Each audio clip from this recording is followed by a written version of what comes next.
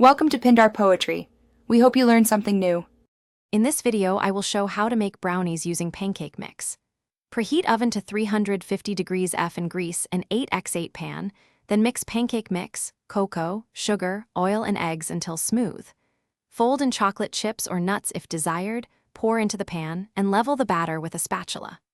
Bake until a toothpick shows moist crumbs, cool fully, then cut into squares and enjoy warm or room temperature.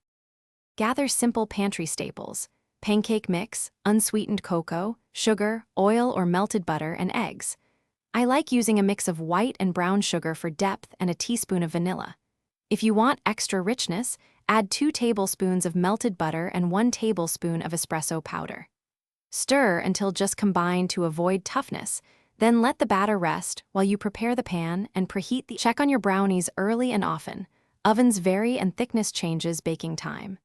Insert a toothpick into the center around 18 to 22 minutes. You want moist crumbs, not raw batter.